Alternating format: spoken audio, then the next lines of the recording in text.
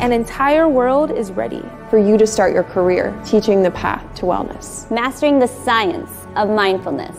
And the art of coaching. To help clients achieve mental, emotional, and physical betterment of life. Through movement, nutrition, recovery, and regeneration. Because impacting one person impacts a family. Impacting a family impacts a community. And impacting a community impacts the world. Become an NASM certified wellness coach.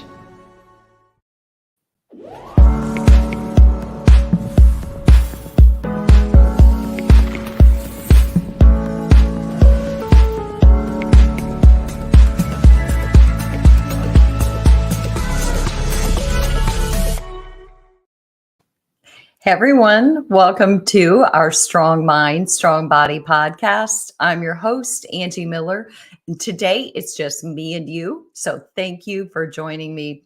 We are going to do a special segment together. It's called 7 Habits That Sabotage Success. Because I think that no matter how driven you are to succeed, there's certain sneaky habits like when we pretend to be productive or we get easily sidetracked that create these unforeseen obstacles to us actually getting where we want to be. So that's what we're here to talk about today. I'm going to talk about how you can spot bad habits that sabotage your success, but better yet, how you can turn them into positive habits that propel you forward. So again, welcome to my Strong Mind, Strong Body podcast. I am so glad you are here. And keep in mind that these habits that I'm going to share with you are not the end all be all. You might have some yourself. You can weigh in. You can always write to me. You can share your feedback. I'm always open to hearing that. So one of the things that I think we do, one of the habits that I think we do that sabotages our success is we mistake busy for productive. So productivity is productivity, right? To a degree, I would say yes, productivity is productivity. After all, it feels pretty good if you could get your house cleaned or you can get your email inbox all cleaned out. But if we're talking about how to actually move forward toward our goals, the ones that guide us to professional success, however you might define that, then other unrelated tasks don't really apply in this situation. They might be essential, and we know that time has to be set aside to do all those things that we need to do. But if your goal is that Monday through Friday from 8 a.m. to 2 p.m., you are going to build your coaching business, and that is that time block that you've set aside, then anything outside of you doing just that is not forward progress. And there again, that should be saved for later, outside of those hours that you set for building your coaching business. In other words, if you find yourself saying things like, well, I didn't work on creating content for my coaching business today, and I didn't meet with any clients, but gosh, I got the best workout in, or I walked my dog, or I cleaned my house, then it's probably a good sign that you're not actually on a straight path to working on your goals. You're not maybe spending your time wisely moving forward. So let's face it, procrastination can take on the disguise. We can feel busy, but not necessarily be productive. So how do we turn that negative productivity into positive productivity? We do just that. I think that it's important that you set aside certain professional hours to work on your professional goals. If you don't find a balanced schedule that leads to a balanced life, however that looks to you, it's going to be difficult to feel good about your accomplishments, let alone get to your end goals. So the second thing that I think we do that sabotages our success is I think that we get caught up in focusing on profit over passion. So again, I'm Angie Miller. This is Strong Mind, Strong Body, and I'm talking to you about 7 habits that could potentially sabotage your success, no matter how well intended you are in your efforts. So sometimes I think that we get so caught up in profit over passion and purpose. And you know what? none of us wants to work for free. We all need to make a living. But I also think that if your sole driver to success is that you make money or that you attain certain status or notoriety or you gain recognition from other people, but in fact you lack passion and purpose, I think it's going to be hard to maintain motivation over time. And I think that people are going to sense that. So, after all, money and external rewards, those are external versus internal drivers, and they aren't completely within our locus of control. Because let's face it, I can follow my passion and I may never achieve global notoriety, but at the end of the day, I followed my passion. So, how do we focus on purpose rather than profit? I think that you remember that your purpose is your calling, and you trust that ultimately, if you follow your calling, it will lead you to what matters most. And I'm not sure what that is because only you get to define that. But think about it. I bet that we've all had experiences with people who we can sense that they're completely burned out or they're only in it for the money, who don't really care whether you're a satisfied customer or not. And, those types of people, they're not hard to spot. Those types of businesses we don't really appreciate. Maybe it was a teacher that you had in the past. Maybe it was a trainer or a medical provider. It could be your hairdresser. But on the other hand, I would guess that you can also name people that you've had experiences with who are truly passionate. And you can tell that they're doing what really speaks to them. You probably want to invest in them. And my guess is if you sense their passion and you sense that they have a story behind that passion and they're ultimately motivated to serve you, my guess is you're going to be willing to pay those people more money. And that's where the money comes from. It's not necessarily the primary driver, but it is the end result if you're leading from purpose. So remember, passion is what makes you want to put your feet on the floor in the morning. It's also what makes work not really feel like work. And purpose is whatever drove you to help people in the first place. So may your purpose and your passion lead you to great wealth if that's what you want. But more importantly, I hope that it inspires you, it empowers you, and it continues to drive you to make a difference, one person and one day at a time. Because I feel like we need people like you in the industry. We need people like you who are driven by your purpose and your story, and you really are leading from that space. So the third thing, again, I'm Angie Miller. This is Strong Mind, Strong Body, and I'm talking to you about 7 habits that might potentially sabotage success. So the third thing is sometimes you might think more than you do. And I just did a great podcast on this where we overthink. And my guest talked about how sometimes when we do that, we think that thinking is doing, and we get stuck thinking instead of taking action steps.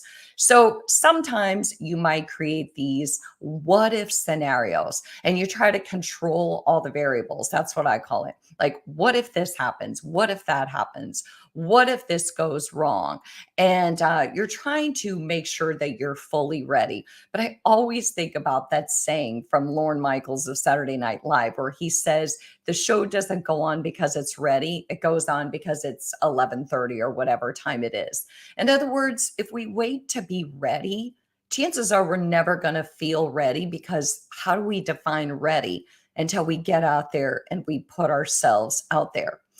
So remember, I did an episode recently on toxic overthinking. I also did one on the truths behind starting a coaching practice. And my guest talked about how one of her initial mistakes was thinking that she had to have her website built. She had to know her ideal client. She had to have all her materials perfectly designed before she even took on her first client. And she was like, whoa, whoa, whoa. Actually, take on some clients. Then you'll know who your target client is. Then you'll know how to properly develop your website. And then from there, you take on another client and another client. And how you're going to help them is going to evolve as you're working with clients. So you'll figure out what kind of client do I most want to serve? You'll figure out like what are their pain points and how do I help them solve those pain points? You'll nuance your program and your offer. And then, you'll get all this put in order. But if you wait to get started until you feel like you have it all under control, chances are you won't get started. And plus, experience can't hold a candle to putting, to your credentials and education. You have to start practicing with people, your actual clients. Okay. So I think that the fourth habit that we buy into that kind of sabotages our success is that we externalize blame and we make excuses. And you know what? I have a podcast coming up on why blame keeps us stuck. And I really hope you listen to this because I really feel like blame just disempowers us. And when we make excuses, we're just not motivated to figure out solutions. So blaming others and making excuses, it might feel good in the moment. If it's someone else's fault, then, it's someone else's fault, right? I mean, what can you do about it? But if it's your business, ultimately, it doesn't matter who made the mistake or why something went wrong. It just matters that you fix it. I mean, think about it. If the roof on your house starts leaking, it doesn't really matter that the people who did the roof did it wrong. All you want is to find somebody to come out and fix the roof so that it stops leaking so you don't have internal damage into your home, right? Because we all get annoyed when we call a business and we say, you know what, this didn't work or that didn't work. And they start making excuses, or worse yet, they blame their employees, which is, of course, the employees that they hired. And so you're thinking, I don't want to hear your excuses. I just want you to fix my problem. So how do we go from excuses to accountability? Well, I'm so glad you asked, because I think that the key is you have to remember where you have positive control. And it's not over other people. It's not over their mistakes. It's not over what they said or what they did, but you do have positive control over your business, your brand, and it's your responsibility to kind of pick up the pieces when they crumble. And I think that's the most empowering thing that there is. So instead of focusing on what went wrong, try to focus on what could go right, how you can fix it, what you can learn, and how you can move forward. Because remember, placing blame and making excuses is a barrier to seeking solutions. It keeps us focused on the past, what went wrong, versus the future, how to find solutions. All right. So again, I'm Angie Miller. I'm talking about these habits that might sabotage your success if you're not aware of them, because some of them are sneaky and we don't even recognize that we fall into the trap. So the fifth one is you focus on outcome over process. So getting where we want to be, getting where you want to be, that's a process. That it takes time. After all, you train clients. It's a process to get them where they want to be.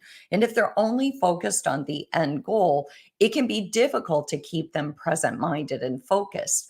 And so it's the same thing with us. If you get caught up in outcome or the end result, I think that's where fear kicks in. And I also think that's where imposter syndrome sets in, because I think that that's where you start to feel overwhelmed. I know that that's my biggest glitch. That's the thing that has sabotaged my success more than anything, is seeing the big picture and only being able to focus on that. And then I get kind of stuck in fear and I start to get imposter syndrome and wonder, how am I going to actually get where I want to get?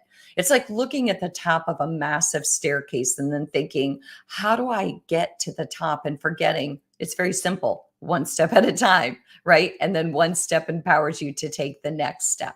So how do you focus on process over outcome? I think that we have to shift our focus from what's way out there to what's right here. Again, what's within our positive control. And that's today. That's actionable steps that we can take today. At the end of the day, if you were to ask yourself, what did I do? What kind of action steps did I take today to work on my business? You should have some concrete answers. So it's one day, one step at a time. It means that we have to create this timeline. We have to commit to these daily goals that get us closer to the end result. And we have to avoid future tripping, which is what I call getting caught up in what could be or what might be and staying where we are today. So remember that the process of getting there, that's always better than the end result. Because here's what I really believe. There really is no end result in a profitable, successful business, because I think that it just means that if you're doing your business well, you're cultivating, you're refining, you're growing all throughout the existence of your business. You're growing your brand and you're growing as a person and as a professional. There is no end result. There's no finite finish line because you're always evolving. All right. So, number 6, another habit that I think sabotages our success is we lead with emotion. And here I am sitting here talking to you as a therapist, as a trainer, and I'm thinking, gosh, I lead from emotion a lot. And that's why I really wanted to add this one in because whenever someone says, hey, Angie, it's not business, it's personal, I always say, you know what? Business is personal because my business is part of my identity and it's my passion and my purpose. So that is personal. But I have to be careful, and I think some of you do too, not to let emotion override sound decision making. So, how do we take emotion out of the equation and we apply sound decision making principles? Well, I don't think you have to throw emotion out completely, but I think that you do have to remember data driven stuff is what counts, right? You should be leading with data, research, considering your return on your investment, maybe collaborating, drawing from your experience and the experiences of others, listening to your mentors, and recognizing that decisions that are emotionally driven can overlook some of the most essential elements of success. Like, again, what makes sense financially, what meets the needs of your target audience, what is best in the long run, and what's going to help you get where you want to go. So we can listen to our gut, but we can also apply sound business practices that will lead us to success. So again, I'm Angie Miller. This is Strong Mind, Strong Body. It's you and me today, and we're talking about habits that might potentially sabotage your success. And I think number 7, last but not least, it's when we try to do it alone. Speaking of mentors, and I just mentioned mentors, I think that sometimes you, me, we all do it. We get into this mindset that, well, if I want it done, I haven't done it bleh. If I want it done right, I have to do it myself. Oh, how many times have I said that to myself? And I wonder if you have too. You know, it's your business, it's your baby, and you start to think that only you can do it right. But what if other people really actually can be a major asset to your brand? So, how do you do it your way, but also invite the expertise of others? I think that you have to remember that mentors and people who hold expertise and experience outside of yours can be invaluable to your success. I think sometimes we have to put in money to get money back, right? I've had to put in money to have my website designed and then redesigned. And then I'm going through another website redesign because as you nuance your brand, you're going to need people to help you in places where you don't thrive. And so to that point, one of the things that my guest talked about when she was talking about, how to build a coaching practice, she said, don't build your website first because you haven't even nuanced your ideal client. You haven't nuanced your message. You're going to end up paying more in the long run because you're going to keep having to redesign it. I only redesign my website every, 5 years, maybe more, depending on what my target audience is, what my main structure is, what the audience is that I'm going after, and what I'm offering. So web design, marketing assistance, coaching and mentoring can always help you level up and go beyond your wildest dreams of success. Not to mention, I think the support of family and friends is invaluable. I think that if you get too caught up in my way or the highway, or I think that's when you get in your way, you get boxed in, and you miss out on all that creativity and expertise of other people. And most of all, I think you risk burnout. So know where you shine, know where you don't shine, and don't be afraid trust the expertise of others in areas where you feel like it's a sticking point and you know you would get further if you asked other people for help. So again, I'm Angie Miller. I really appreciate you joining me for this Strong Mind, Strong Body episode on 7 habits that could potentially sabotage your success. Definitely email me. I'm Angie at angiemillerfitness.com. You can follow me on Instagram at Angie Miller Fitness or social media. You can message me if you have an idea for a segment or if you have any questions or input. But thank you for everything you do. Keep doing what you love and loving what you do, and I'll see you next time.